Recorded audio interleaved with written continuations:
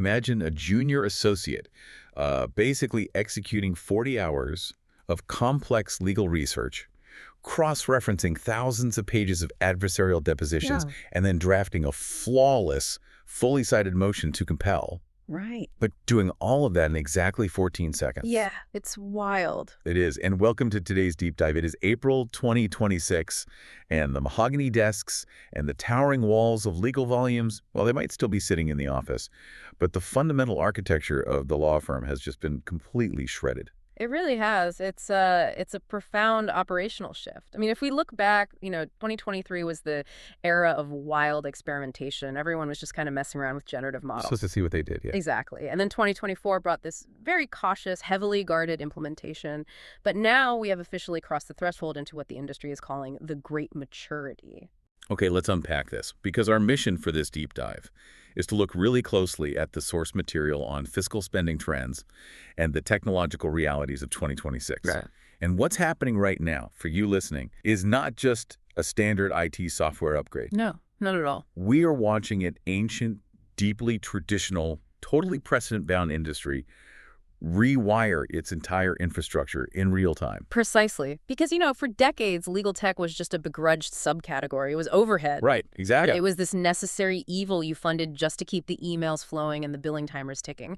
But now, the tech stack is the core business strategy. It's the primary engine for firm growth, talent retention, client acquisition. So the era of buying a software suite just to, see what Well, happened. that is definitively over. Every dollar spent in 2026 has to be tied directly to workflow efficiency. So let's start with the tools themselves, because the actual nature of the AI has fundamentally changed over the last 2 years. I mean, back in 2024, firms were spending massive amounts of capital buying basic seat licenses for large language models like Harvey or CoCounsel. Right. You had platforms where you just upload a PDF, basically chat with the document, and ask it to summarize a specific clause. Which, if you think about it, was highly reactive. Yeah. You were essentially micromanaging a very fast digital assistant. You had to prompt the model, evaluate its response, realize it missed some tiny nuance, and then prompt it again. It's like having a really eager but clueless intern. Exactly. It required constant human steering.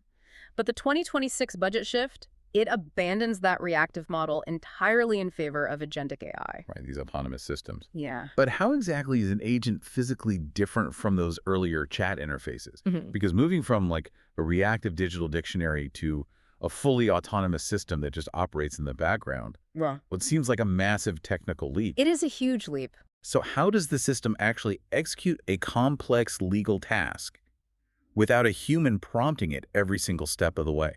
What's fascinating here is how these agents utilize what we call chain of thought reasoning, combined with deep integrations into a firm's data environment. Okay, chain of thought. Yeah, an agentic system doesn't just answer a single query. It gets assigned a multi-step goal, and it autonomously breaks that massive goal down into sequential subtasks. Wow. So think about that deposition example you mentioned earlier. An AI agent is instructed to review the deposition. It reads the transcript, but then it actually takes the initiative to query the firm's vector databases on its own. Wait, on its own, without someone telling it to search the database. Exactly. It cross-references the witness's testimony against the entire existing mountain of discovery documents. It flags the contradictions, structures a legal argument, and then without requiring any subsequent human prompt, it automatically drafts the motion to compel. That is insane. It manages its own logic loop from start to finish. So it isn't just retrieving information. It is actively synthesizing data and taking decisive action based on its own findings.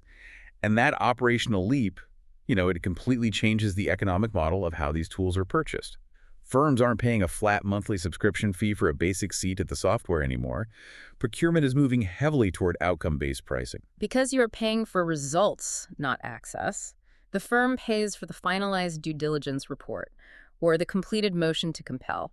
And this leads directly to highly specialized domain-specific agents. Right. Like a firm will lease a dedicated M&A due diligence agent, which has been fine-tuned on entirely different data sets and logic parameters than, say, a family law discovery agent. So you are essentially hiring highly specialized digital counsel based on the specific measurable outcomes they can generate. Exactly. You're buying the work, not the tool. But okay, if you have an autonomous AI agent taking a 40-hour drafting process and condensing it down to 14 seconds, the traditional law firm business model suddenly faces a massive existential threat. Oh, absolutely. I mean, the entire industry is built on the sacred billable hour. How does a law firm partner generate revenue if the machine executes the work instantly? Well, they don't. The traditional billable hour fundamentally punishes this level of operational efficiency. Right, because you're billing less time. Exactly. As these agents drive down the time required to complete complex, high-value tasks, billing by the hour actively destroys the firm's profit margins. And this causality is exactly why we are seeing such a massive surge in 2026 budgets being allocated to AFA software. AFA meaning alternative fee arrangement software. Right. Because you need a technological solution to figure out how to transition to value-based billing without just, losing your shirt. Yep. But how does the software actually calculate that risk? If a firm misjudges a flat fee on a massive corporate merger, they could lose millions in unbilled time. Well, it relies on heavy predictive modeling. The AFA software ingests years of the firm's historical billing records, maps out the current human resources available, and then factors in the precise efficiency gains of the specific AI agents being deployed. Oh, wow. So it factors the AI speed into the math. Exactly. It analyzes all of those variables to mathematically model a flat fee structure. It essentially tells the partners, based on our data, you can confidently charge a flat $50,000 for this specific merger, maintain a 40% profit margin, and deliver the final paperwork in half the time. So it provides mathematical protection for their profitability in a post-hourly world. Yes. Hold on, though. There is a massive logical gap here that I'm seeing in the source material. We are talking about these incredibly sophisticated autonomous agents doing multi-step logic, which is forcing firms to entirely restructure how they bill. Yet at the exact same time, firms are suddenly spending a fortune to hire more people. They are. There is this huge budgeting push for training lawyers in prompt engineering and bringing in absolute armies of legal data scientists. Why pour millions into hiring data scientists if the machine is already an autonomous genius? It comes down to the strict reality of the human-in-the-loop mandate. Okay. An AI agent might possess brilliant reasoning capabilities, but its output is entirely dependent on the structural integrity of the data it consumes. I mean, think about the reality of a traditional law firm's legacy servers. Oh, man. Yeah, you have 15-year-old Word documents with corrupted metadata, thousands of mislabeled PDFs, massive email chains with untracked conflicting attachments. It is a labyrinth of unstructured data. It's the ultimate garbage in, garbage out scenario. Precisely. If an agent tries to cross-reference a pristine new deposition against a highly disorganized, unstructured internal database, the motion it drafts will just be factually incorrect and functionally useless. Exactly. And, the legal liability for that drafted motion still rests entirely on the shoulders of the human lawyer. The machine cannot be disbarred. Right. That is why a non-negotiable rule in these 2026 budgets is dedicating a full 20% of the overall tech spend purely to data cleaning and organization. Legal data scientists are not being hired to write flashy algorithms. They are there to parse, clean, and structure decades of messy legacy data into unified data lakes. And they have to make the history of the firm machine readable so the AI agents can navigate it safely. Yes, and the prompt engineering training ensures that the human lawyers know exactly how to audit and validate the final output. The machine does the heavy lifting, but the human must validate the logic. Which makes perfect sense. But organizing all of that legacy data beautifully and plugging it into cloud-based AI agents, well, that introduces a completely new problem. You've just created the ultimate perfectly structured jackpot for a hacker. Oh, it's a massive vulnerability. Because the surface area for a catastrophic data breach just expanded exponentially, right? Yeah. All the firm's knowledge is now centralized and actively connected to these autonomous agents. It is, and the threat landscape has rapidly evolved to exploit that exact surface area. I mean, we are now seeing deep fake technology actively deployed in highly targeted social engineering attacks against law firms. So instead of a hacker trying to, brute force their way through a corporate firewall, they just bypass the technical defense entirely. Yes. They send a voice memo to a junior associate, and the audio sounds exactly like the senior partner. It uses the partner's exact cadence, their specific vocabulary, demanding the associate immediately wire settlement funds or grant access to a highly confidential M&A file. Exactly. And creating that deepfake only requires a bad actor to scrape a few seconds of audio from a partner's public podcast appearance or, a YouTube panel discussion. That's terrifying. It really is. Traditional perimeter defenses like standard passwords or basic two-factor authentication on a single device, they are virtually useless against a sophisticated social engineering attack. If the attacker tricks the authorized human into opening the digital door, the system assumes everything is fine. Right, because the human has the keys. Exactly. And this terrifying reality is driving a massive spike in spending on AI-enhanced threat detection. Fighting AI with AI. But how does that threat detection actually operate at the network level? I mean, how does a security system spot a deepfake authorization that a human associate completely missed? It shifts the focus entirely away from login credentials and onto behavioral metadata. Okay. These threat detection systems monitor the network's packet traffic continuously for microanomalies. So if an associate typically accesses 5 local real estate files a day, and suddenly their authenticated account starts rapidly downloading 500 international corporate tax documents at 3 in the morning, The AI steps in. right, it doesn't wait for a human IT manager to intervene. It instantly severs the connection and locks the account. It analyzes the pattern of behavior rather than trusting the password. And this ties directly into the aggressive implementation of zero-trust architecture that we see in the source material. A system that doesn't just check your ID at the front door, Yeah. but verifies every single user and every single device's security health every single time a document is accessed. Exactly. Every single time. But realistically, high-powered equity partners who bill thousands of dollars an hour, they are not really known for their patience. No, they are not. If they have to constantly authenticate their identity, undergo biometric microchecks, and deal with system delays every single time they click open a PDF, I mean, that friction is going to cause an internal revolt. Oh, it absolutely introduces severe friction into the daily workflow. But if we connect this to the bigger picture, the risk calculation has fundamentally changed. How so? The daily annoyance of biometric scans or continuous authentication is just the required cost of doing business today. Because a single deepfake breach that exposes an unannounced Fortune 500 merger doesn't just cause a PR scandal, it destroys the firm entirely. The existential risk far outweighs the workflow friction. Furthermore, for international firms, this intense security architecture isn't just about thwarting hackers. It is about strict, legally mandated compliance with global privacy laws. The concept of data sovereignty. Exactly. Budgets are surging for private cloud setups and localized data sovereignty tools because many global jurisdictions now legally mandate that their citizens or corporations' data cannot physically leave servers located within their national borders. Right. So international firms must build complex tokenized digital walls to ensure that an AI agent operating out of London isn't inadvertently pulling training data from a highly protected server in Berlin. So you have this incredibly high-stress digital environment. Security is tighter than ever. The continuous authentication is causing daily friction. And on top of that, lawyers are suffering from massive subscription fatigue. Yes, fatigue is the right word. Because historically, the legal tech stack was a completely fragmented mess. You had 20 different logins for 20 different niche software tools. Oh, yeah. The 2010s and early 2020s were defined by the point solution.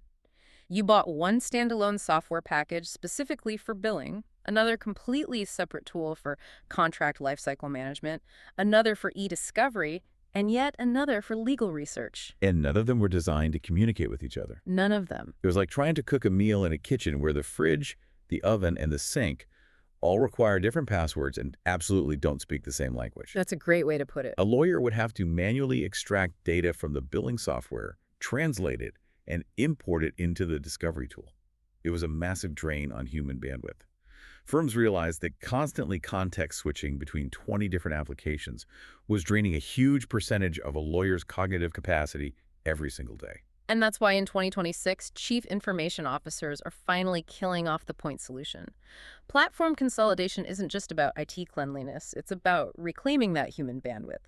Firms are pouring their tech budgets into unified legal platforms and API-first ecosystems. Okay, but how do those APIs actually solve the fragmentation problem under the hood, like functionally? So an API, or application programming interface, acts as a universal bidirectional translator. It allows two completely different software systems to communicate and share data in real time without any human intervention or manual data entry. Okay. So instead of a lawyer manually exporting a timesheet from the e-discovery tool and importing it into the billing software, the API allows the billing software to simply reach in and pull that data automatically. Companies that started as niche tools have aggressively evolved into all-in-one platforms built on these API integrations. They create a single source of truth for the entire firm. You just log into your main dashboard once, and the platform connects all the moving parts seamlessly behind the scenes. Exactly. Which explains the core, pragmatic advice driving these 2026 procurement budgets. Prioritize integration over innovation.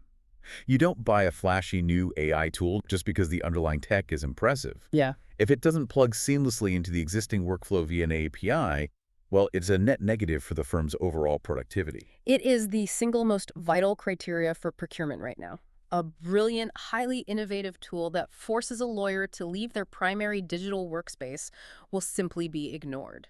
Now, here's where it gets really interesting.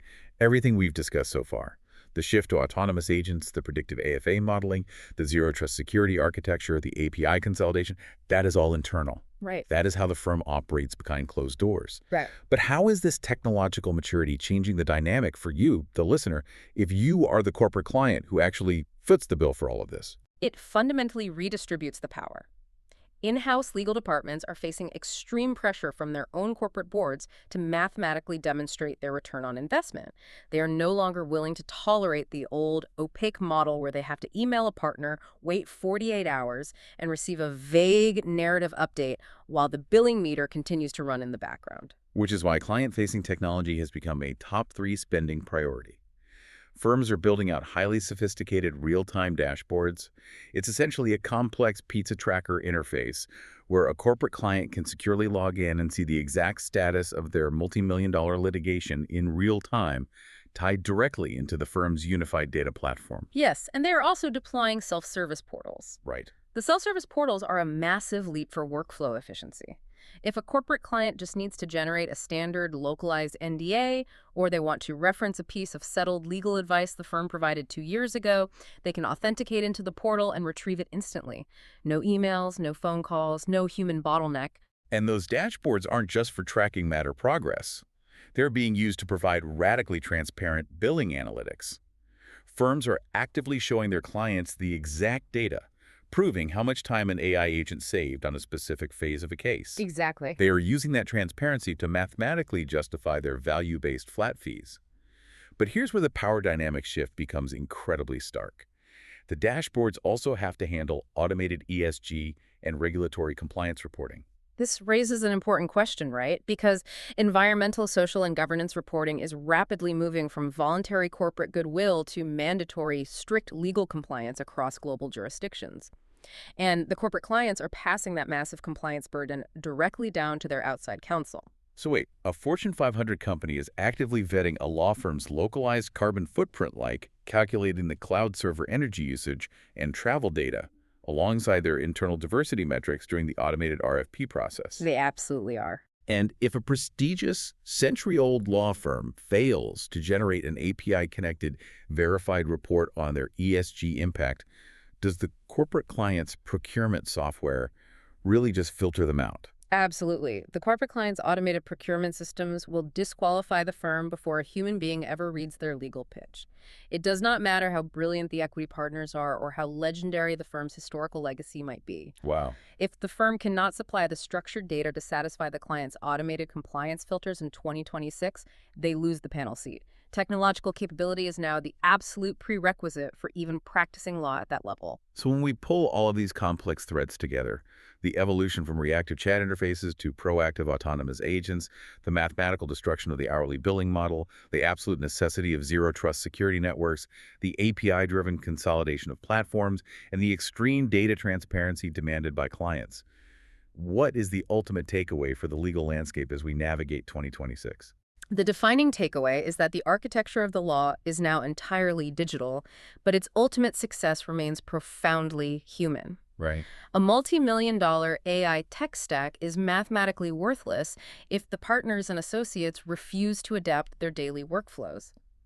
That is why the most forward-thinking firms are dedicating massive portions of their budgets not just to software procurement, but to rigorous change management and continuous internal training. They are investing heavily in the human adoption of the tools rather than simply paying for the technical access. Adoption over access. You Yeah, can build the most advanced, frictionless, secure system in the world. But if the people inside the firm refuse to use it, the investment is essentially zero. exactly. But as we wrap up this deep dive into the realities of 2026, there is one final, incredibly provocative reality we need to consider. We spent this time discussing how AI agents are now autonomously executing complex, multi-step logic. They are doing the initial massive waves of discovery. They are cross-referencing thousands of depositions. They are drafting the routine contracts and motions. Yeah, all the grunt work. Right. But traditionally, grinding through that exact mind-numbing work was how first-year lawyers learned the fundamental mechanics of the law. It was an apprenticeship model. You read 10,000 terrible contracts so that by year 5, you inherently knew how to structure a great one. Right. If the foundational training ground for young lawyers has been completely outsourced to machines because of extreme efficiency demands, how will law firms train the brilliant, strategic senior partners of the future? When the bottom rungs of the ladder are entirely removed by automation, how does anyone learn to climb? That is the single most critical question facing the long-term survival of the profession over the next decade. It really is. Thank you for joining us on this deep dive into the legal technology landscape of 2026. For you listening, keep questioning the systems around you, keep looking at how the architecture of our world is changing, and we will see you next time.